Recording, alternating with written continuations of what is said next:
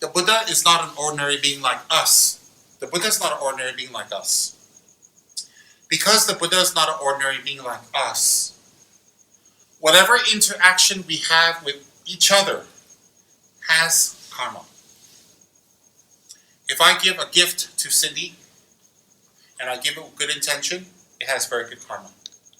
If I give a gift to Cindy, it has bad intention, it has some good karma and some negative karma. It's mixed because of the mixed intention. Why is there some positive karma although the intention is not good? Because she feels happy initially, so that generates some kind of positive karma. It's always mixed. Okay? So, that's karma with an ordinary person. I'm ordinary, she's ordinary. So we're interacting on an ordinary level. So even on an ordinary level with ordinary people, comes up, normal people, you have karma that arises from interaction. Karma arises from interaction. Talking, thinking, touching. If I touch your hand, I say, oh, you're a good person. There's karma. If I touch her hand, I hit her, there's negative karma. If I touch her hand, there's nothing. I just look at her, nothing. Neutral. So that's just the ordinary person. So with anything, there's karma. Even with animals. So if you look at an animal and pet them, and make them feel safe, and make them feel happy, and make them feel free from suffering, you collect good karma. If you chop them up and eat them and fry them, and make them nepali momos, it's negative karma. Yes, it's negative karma. Eating meat is negative karma, full stop. There's no A, B, C, D. It's negative.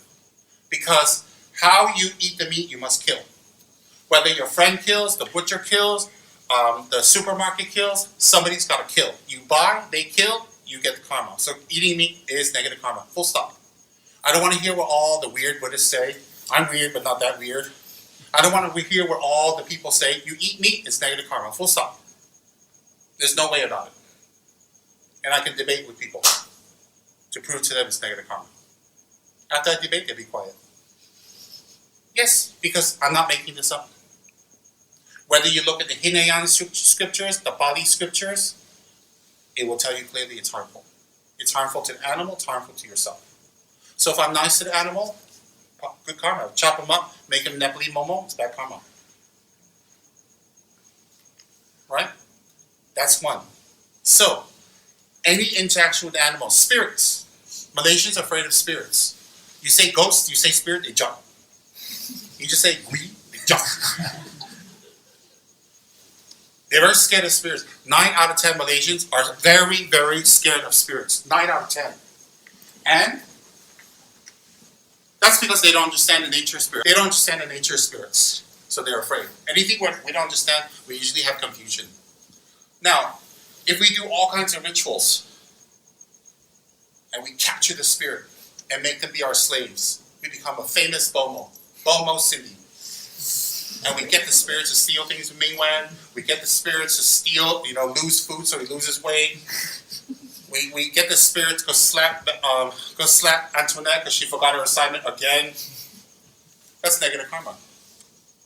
We're creating negative karma, and we're creating more anger in the spirit. If we do rituals to expel the spirit, to hurt them, to scare them, it's negative karma.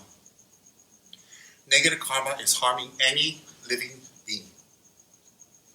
So Buddhism doesn't subscribe to that. None. I have people in the past ask me, how can I get rid of my enemy? Can you teach me a mantra? I said, Buddha never taught such a mantra, so I don't know. Buddha never taught a mantra to harm people. So I said, I'm sorry, I don't have any mantras to harm anyone. If some Buddhists say they have mantras or they have rituals to harm people, it's not Buddhism, it's mixed with something else. Buddhism has nothing to harm, nothing. Buddha doesn't harm. If Buddha harms, he's not a Buddha, he's us. So we take him off the statues, we take him off the altar, we don't need to pray to Buddha. Why do we want to pray to ourselves?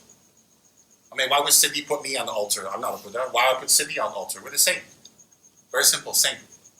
So, now, if we have karma that arises, so if I give her things, and I give her food, and I tell her nice things, and I nurture her mind, and I help her mind to become more confident, grow, and think wider and bigger, you know what happens? She will suffer less. she will have better relations with everyone. She will find peace. She will let go of pain. She will let go of harm. And then she becomes an even more beautiful person. Because why? She's let go of all that. And that's the same for everyone. So if I have that kind of relationship with her, of course, by doing that for a normal person, from a normal person to a normal person, when I do that, in this life and future lives, I will have a calm mind. I will always be born in places where it's calm, free from wars, free from diseases, free from dirty environments, free from danger, because I created that for her. You understand? So if I'm always trying to get her, harm her, get something from her, and steal something from her, trick her, I will be born in places that are dirty, war-torn. I will be born in places full of diseases and plagues. And wherever we go, it's always dirty. The water's polluted, the environment's polluted, because I create that kind of environment for her. And that's just on a normal level, okay? On a normal level, if we do things to other sentient beings, animals, spirits, humans, do we collect karma? Good, bad, and neutral karma. Correct? Yes. So, is it logical to think if we do something with the Buddha, we also collect karma? Of course. Of course. You see, whether that person feels the result of your intention or not is not the point. It's your intention that creates the karma. So if I slap Cindy, right? If I slap Cindy because she fainted to wake her up, that's beneficial. If I slap her because I'm unhappy with her, that doesn't benefit her. Well, a slap is a slap, but it's my intention. So let's say she fainted, I said, oh, yo, I gotta wake her up. Wake up, we gotta go, come on. There's some animals coming, we're in the forest, right? I slap her, wake up. I slap her to help her, to wake her up. Say, wake up, come on, let's go. I want to save her life. And it saves her life. Is that good or bad? Good. Very good. Let's say she's my roommate. And there's a cake she ate. I slap her while you eat the cake. It's mine. Slap her again because she answered back to me. Is that good or bad? Bad. But it's a slap. So the intention is important. Kulum. So similarly, if we offer water to the Buddha, may Cindy drop dead. I really hate her, she stole my blue glasses. May she drop dead. And I offer Buddha water every day. Is that good or bad karma? Bad. Pervasively bad, a little bit of good, because the Buddha cannot generate negative results. Anything with the Buddha will bring good results. Anything. Hold on to that thought, I'll explain more later about that. Even if you do something bad to the Buddha, something good will come later. I'll explain why later. So, my intention to offer the glass of water to Buddha every day is to generate the energy and karma for what? For her. Negative karma. And the karma is even more stronger because you're generating to a being who is very attained.